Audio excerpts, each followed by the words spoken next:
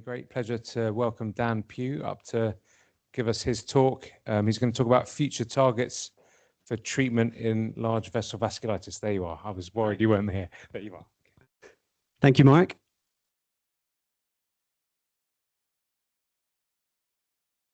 Hi, everyone. I'm Dan. It's great to be here. Thanks for the invitation. I have no conflicts, and my only disclosure is that I'm neither rheumatologist nor cardiologist, so please bear with me. I'm going to be talking about large vessel vasculitis, new treatments and new techniques for diagnosis and monitoring. I'm sure you've all seen slides like this before, but of course we're focusing on the bit down here. Large vessel vasculitis consisting of giant cell arteritis, which tends to affect older adults, and Takayasu arteritis, which tends to affect younger adults, but which are by definition cardio-IMID, conditions of relevance to this group. And there are a number of problems with treating these patients. This is not an exhaustive list, but this is some of them.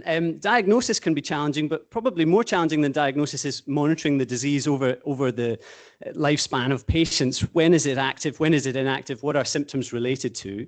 We're also still fairly reliant on glucocorticoids for managing these patients. And then longer term morbidity and to a lesser degree mortality are still unacceptably high in these patients, particularly in younger patients with Takayasu arteritis. And this is in part driven by atherosclerotic cardiovascular disease. So how can we target that?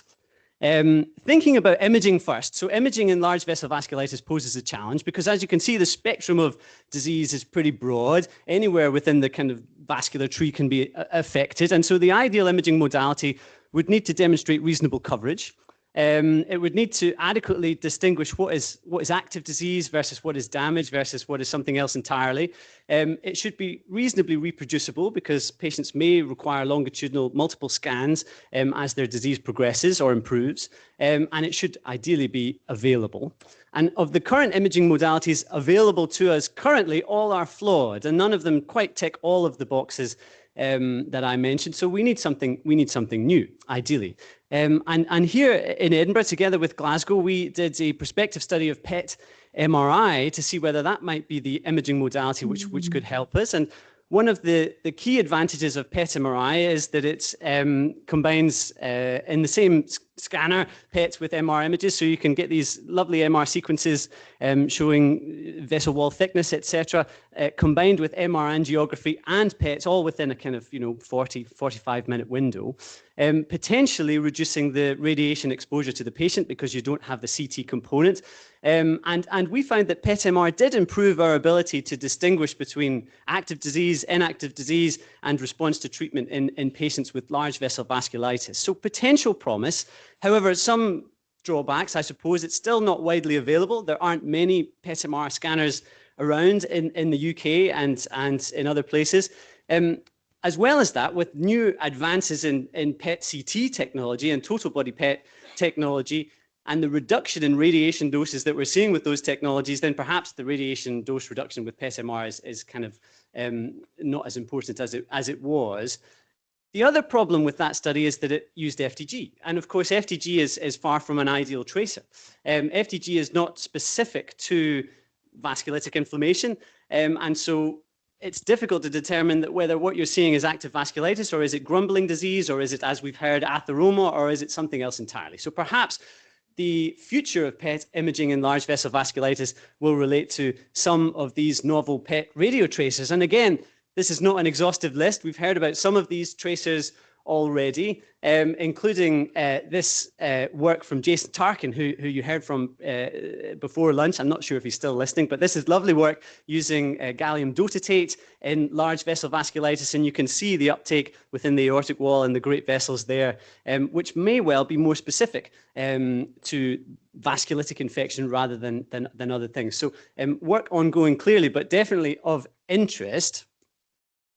But what would potentially be even more fascinating is if you could use more than one tracer in one go and potentially use a multi-tracer approach to imaging in large vessel vasculitis, but possibly in other cardio-IMIDs as well. And here in Edinburgh, together with Glasgow, we're running the PandaVasc trial, which looks to use a multi-tracer total body PET approach to diagnosis and monitoring in patients with ANCA vasculitis. So this study will is recruiting patients with active ANCA vasculitis, they'll then undergo up to 3 tracer total body PET scans, and then they'll return for follow-up imaging when their disease is in remission. And these are some of our early images. You've seen the one in the middle before. Thanks, Tarek. And hopefully the idea here is that by using multiple different tracers, in this case FDG, FAPI, gallium dotatate, you might be able to unpick different aspects of the disease. What is active disease? What is fibrosis? What is scarring? What is infection? And then what responds to treatment and what maybe doesn't respond to treatment? And so the patient number 1 is PR3 positive ANCA vasculitis with lung and kidney involvement. And you can see the FAPI scan on that side, the DOTA scan on this side, and then patient number 2, also PR3 positive disease with largely synovial involvement and a little bit of kidney involvement. Pivoting slightly to the management of large vessel vasculitis, but how it also links in with imaging. I suppose you'll all be familiar with this slide, or you won't want to be familiar with this slide if you're a cardiologist, but just to say that prednisolone still features pretty prominently in the management of these patients, or glucocorticoids certainly. However, other agents, as we've heard, are becoming available. And there are a number of newer agents which might be on the horizon. I'm not going to go through this list. And again, not an exhaustive list, but I just wanted to highlight a couple of particular interest. And the JAK inhibitors, of which upadacitinib is one, may well be of particular interest. Of course, the JAK-STAT pathway appears to be very important in the pathogenesis of both GCA and TAC. And you can see that the recent phase 3 trial of upadacitinib in GCA met its primary endpoint of reducing sustained remission at 1 year compared with placebo. And what's perhaps even more fascinating is that there's a study in TAC as well, which I think is just about to start recruiting. And this is a condition, Takayasu arteritis, which until not very long ago had no RCTs, and now there are several. So that's very exciting. I'll briefly mention as well the tyrosine kinase 2 inhibitors, of which deucravacitinib is one. And again, there's a trial ongoing, a Chinese group doing the Tic-Tac trial, comparing deucravacitinib with adalimumab for this condition. So really exciting. But all of these new treatments are limited, I suppose, in their evaluation, because it's quite difficult to define what is success in these patients. You know, what really is remission?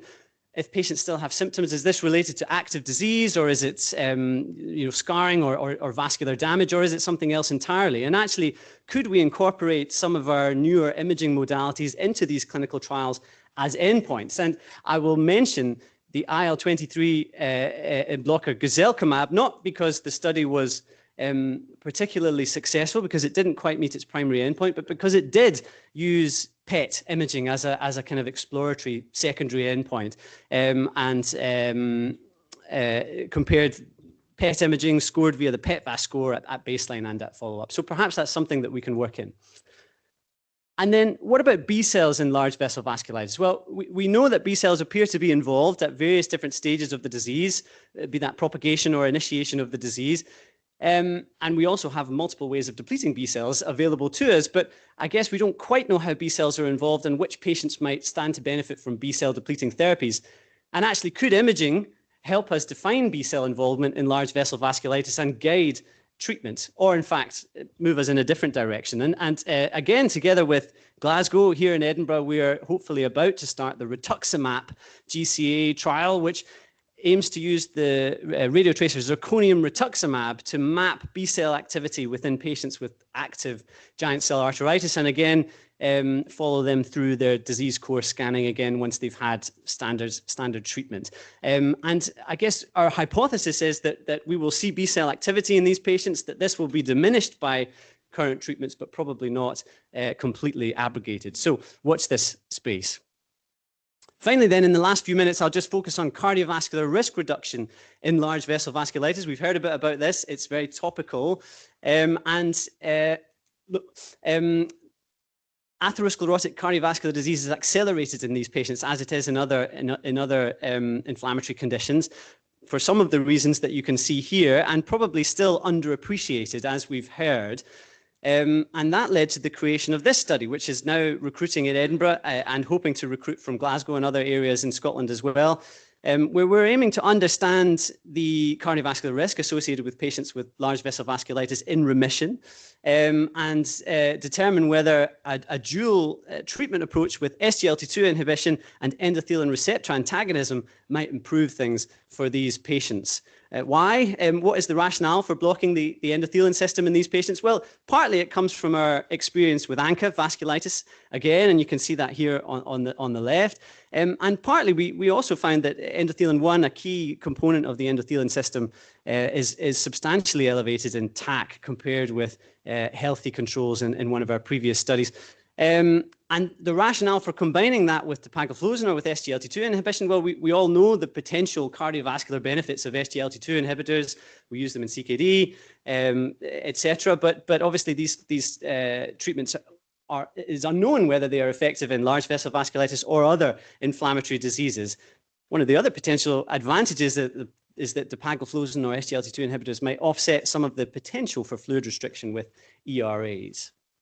And this briefly is the trial design. So we're aiming to recruit small numbers of patients in remission, ideally with Takayasu arteritis, but hoping to extend that to large vessel GCA. And we'll compare their cardiovascular health essentially with matched controls at baseline, and then measure the same thing again after a short period of treatment with ERAs and SGLT2 inhibitors.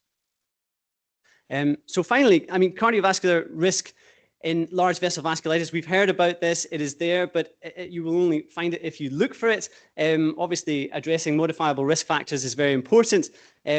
Risk calculators will generally underestimate the risk in these patients because they weren't made, I suppose, for patients with large vessel vasculitis. So consider that. And I guess the DERAIL study and others like it will hopefully tell us whether specific treatments to reduce that risk might be worthwhile. A final plug for a survey that we're completing to try and understand and unpick some of the barriers to treating cardiovascular disease in these patients, in TAC patients. So if you are a physician who manages these patients, you can scan the QR code and complete it while the next speaker is talking. No, don't do that. That's Mark. Don't do that. Do it later. So in conclusion, there are an exciting array of new imaging modalities available for this condition, or almost available for this condition. Some of these might help us with clinical trials. Some of them might even help us decide which patients might respond to which treatments. And of course, there's a pressing need to consider the longer-term cardiovascular health of all of these patients. So thank you to the team, and I'll leave it there. Thanks.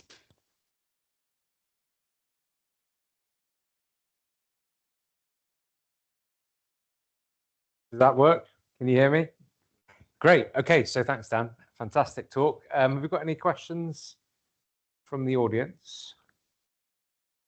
Any questions online?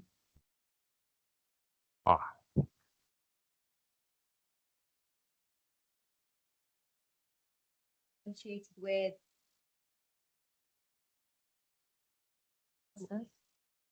with AXSPA. What is that? Ankylosing spondylitis. Okay. Well, I'm not a rheumatologist, so I'm probably not best placed to answer questions about that. But if anybody in the audience would like to answer that question, they're welcome.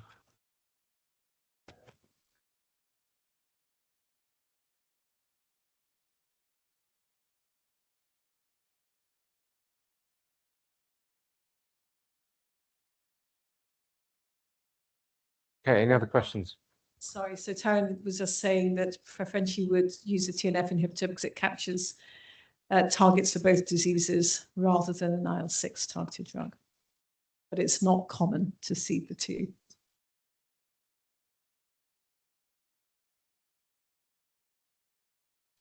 So I was going to ask, I'm going to talk about total body PET in a minute, but do you think we obviously get this kind of picture of what's happening across the body? That image is so nice, looking at all the joints and the heart and everything. Is that a way of monitoring disease? Like, when we monitor, we kind of think about organs, it seems, but is that a way of actually monitoring the total burden across the body? I think it could be, and I think it could definitely be a way of monitoring response to treatment, because it's, you know, that study was looking at patients with small vessel vasculitis, ANCA vasculitis. So obviously we can get histology from kidney biopsies, and that is one way of monitoring response to treatment. But many patients don't have kidney involvement. So actually, how do you monitor response to treatment in those patients? It's not so easy. Different areas of the body are more difficult to biopsy, lung, for example. So actually, I think, serial scans with what is pretty low radiation exposure might well be one potential answer. And so when I suggest to my cardiology colleagues we're going to do PET imaging in all our patients and monitor disease, they kind of laugh at me. But is that feasible for these vasculitis patients? In terms of radiation exposure, or in terms of... Yeah, just the idea that you would do PET at scale nationally and monitor disease, is that even possible? I mean, for example, you couldn't do that for all the people with atherosclerosis in the population, but... Yeah, but I think with the interest in PET imaging is broadening, and actually you can do that for oncological indications. So I don't see why you couldn't do it and why it couldn't be extended if it was shown to be of benefit. Yeah. Great. Okay. Oh, one more question online. So does the polymyalgia rheumatica phenotype respond to the same treatments as GCA? Karen? Yes, so the answer is yes. So interleukin-6 inhibitors in PMR are really good. They reduce your use of steroids. Glucocorticoid exposure is reduced in a high-risk population of elderly people.